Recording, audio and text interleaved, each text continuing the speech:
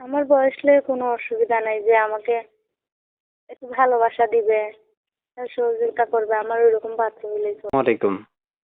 ওয়ালাইকুম সালাম। কি নাম আপু? কি নাম? আমার নাম রূপা। কেন আসছেন এই ভিডিওর সামনে? ভাইয়া আসছি কষ্ট করে ভালো একটা মনের মানুষের আশায়। মনের মানুষের আশায় আসছেন? জি। আপুর বয়স কত? 18। দেশের বাড়ি আচ্ছা, আরেকটা কথা জিজ্ঞেস করি আপনাকে, যে পড়াশোনা করেছেন? না ভাইয়া, আমি তেমন একটা পড়াশোনা জানি না, অল্প পড়াশোনা জানি।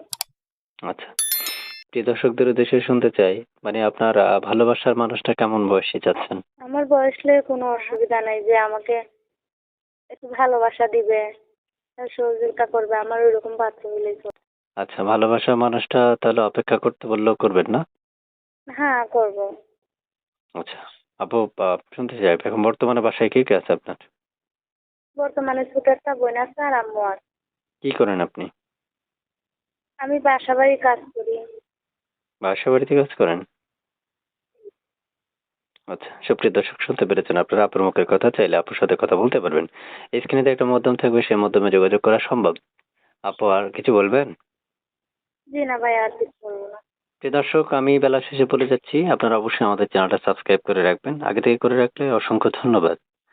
তা আপু, আপনার কাছে শেষ প্রশ্ন, যে আপনার প্রিয়তমা যদি কালকে বিয়ে প্রস্তাব দেয়? আমার তাতে কোনো আপত্তি নাই। আচ্ছা, বুঝতে পারছি, ঠিক আছে আপু, ভালো থাকেন, দর্শক ফোন দিলে যোগাযোগ করবেন।